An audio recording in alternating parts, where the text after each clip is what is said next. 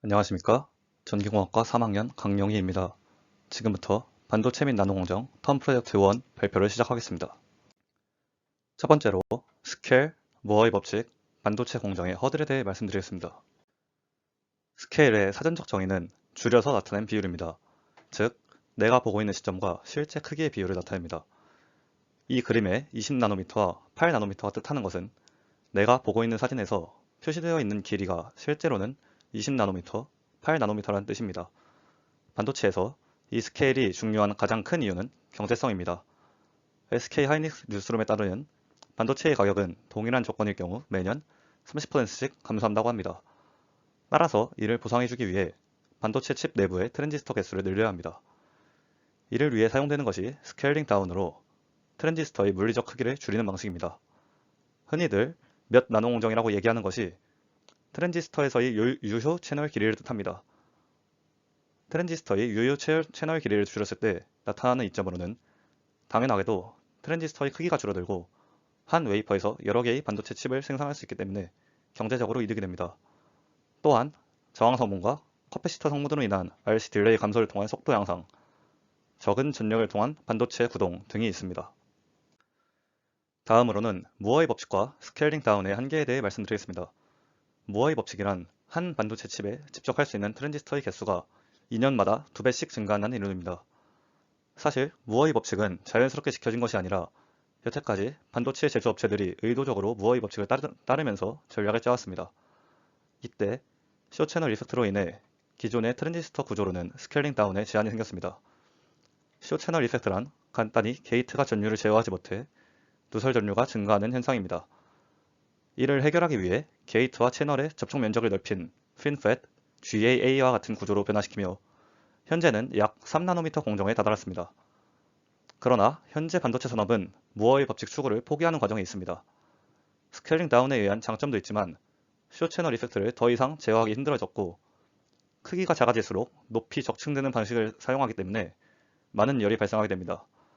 또한 크기가 작아짐에 따라 전자의 움직임이 불확정성의 원리에 의해 좌우될 것으로 예상되고 가장 중요한 부분인 비용적 문제도 고려해야 합니다.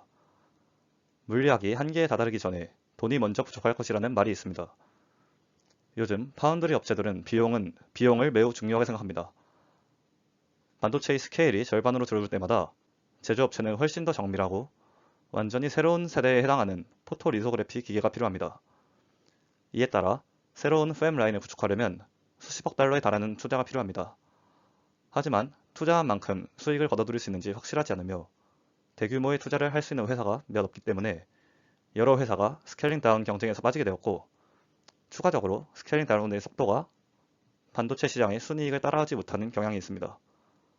이러한 이유들로 인하여 무어의 법칙이 지켜지기가 더욱 힘들어지게 되었습니다. 경제적, 기술적 한계를 넘어서기 위한 노력으로 more than more 전략을 사용하기도 하였습니다. 첨단 패키징 기술을 통하여 더 작은 반도체 패키지 안에 더 많은 트랜지스터를 집적할 수 있으며 더 높은 성능을 제공하였습니다. 하지만 이 역시 한계가 있기 때문에 더 이상 반도체 공정의 스케일링 다운은 매우 어렵습니다. 이로 인해 화학적으로는 그래핀, MS2와 같은 2D 물질을 이용한 반도체가 연구 중에 있습니다. 물리적인 한계를 개선하기 위한 방법을 언급하기 전에 인텔 기술전략팀이 이사였던 파울로 가르기니는 격렬화할 수 없는 부분은 발전을 제한한다는 말을 했습니다. 이 말에서 알 수 있듯이 연산을 병렬화할 수 있는 완전히 새로운 방식의 반도체에 대해 활발히 연구되고 있고 모든 칩이 병렬로 연결되어 있는 뉴로노픽 반도체가 등장하게 됩니다. 자세한 내용은 뒷페이지에서 다루도록 하겠습니다. 다음으로는 폰 노이만 구조와 뉴로노픽 반도체에 대해 말씀드리겠습니다. 폰 노이만 구조는 프로그램 내장 방식 컴퓨터로 중앙 처리 장치, 메모리, 프로그램 세 가지의 요소로 구성되어 있습니다. 중앙 처리 장치와 메모리는 서로 분리되어 있고 둘을 연결하는 버스를 통해 읽기 및 쓰기가 가능합니다. 이전에는 다른 프로그램을 실행하기 위해서는 손으로 직접 회로를 조정하는 작업이 필요했지만 폰 노이만 구조의 경우 프로그램 내장 방식이기 때문에 메모리 안의 프로그램과 데이터를 버스를 통해 주고받으며 프로그램을 실행할 수 있다는 장점이 있습니다. 하지만 중앙 처리 장치와 메모리가 버스로 연결되어 있고 두 장치 사이의 접속 속도 차이 때문에 메모리의 속도가 전체 시스템의 성능 저하를 발생시키는 폰 노이만 병목 현상이 발생하게 됩니다. 추가적으로 폰 노이만 구조는 내장 메모리의 순차 처리 방식을 따르고 있기 때문에 한 번에 하나의 명령만 실행할 수 있습니다. 그렇기 때문에 다양한 종류의 작업을 원활하게 수행할 수는 있지만 이미지, 소리와 같은 아날로그 데이터를 처리하는 데에는 효율이 매우 떨어지게 됩니다. 이로 인하여 인공지능 알고리즘을 계산할 때의 경우 효율이 매우 좋지 않으며 소비 전력이 매우 큽니다. 인공지능 알고리즘을 계산할 때의 문제점을 해결하기 위해 고민을 하던 중 엔지니어들은 인간의 뇌에서 정답을 찾아냈습니다.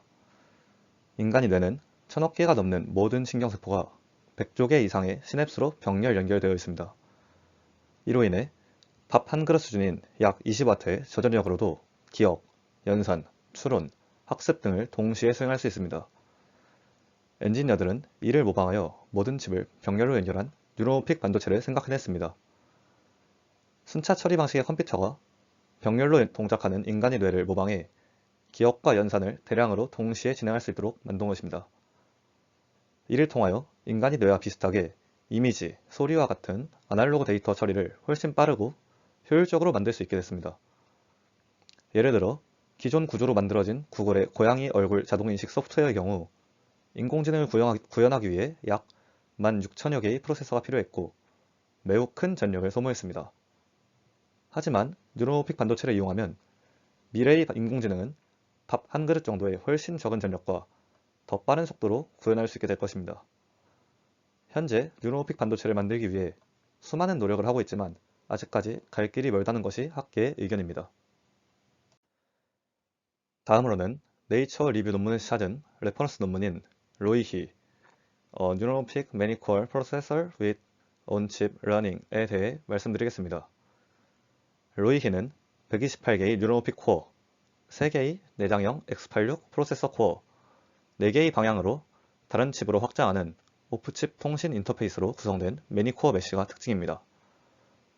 모든 정보의 입출력은 CPU에 의해 외부적으로 공급되거나 X86 코어의 온칩 코어로 전달될 수 있으며 메쉬 프로토콜은 4096개의 온칩 코어로 확장을 지원하고 계층적 주소 지성을 통해 최대 16384개의 칩을 지원합니다. 또한 뉴런의 활성화가 일부 임계값 수준을 초과하면 특정 스파이크 메시지가 생성되도록 만들어졌습니다. 다음으로 왼쪽 첫 번째 그림을 살펴보겠습니다. 이 그림은 SNN 모델을 실행할 때 뉴로픽 메쉬의 작동을 보여줍니다. 각 사각형은 여러 뉴런을 포함하는 메쉬의 코어를 나타냅니다. 첫 번째 그림은 타임 스텝이 t일 때 초기 아이들링 상태를 나타내며 두 번째 그림은 코어 A와 B에 있는 두 개의 뉴런 N1 및 N2가 스파이크 메시지를 실행하고 생성하는 그림입니다. 세 번째 그림은 코어 A와 B에서 시간 t에 발화되는 다른 모든 뉴런의 스파이크가 목표 코어로 전달되는 것을 나타냅니다. 네 번째 그림은 각 코어가 장벽 동기화 메시지를 통해 이웃한 코어와 통신하고 알고리즘 타임 스텝이 t+1이 되는 것을 나타냅니다. 다음 그림은 로이히 뉴로모픽 코어의 내부 구조를 보여줍니다. 데이터 흐름의 색상은 4가지 기본 작동 모드를 나타냅니다. 각 색상별 작동 모드는 오른쪽 글씨와 같습니다. 이러한 각 모드는 코어의 상태와 구성에 따라 다양한 클럭에서 최소한의 동기화로 독립적으로 작동합니다. 마지막으로 참고 문헌입니다. 이상으로 반도체 및 나노공정 텀 프로젝트 1 발표를 마치겠습니다. 감사합니다.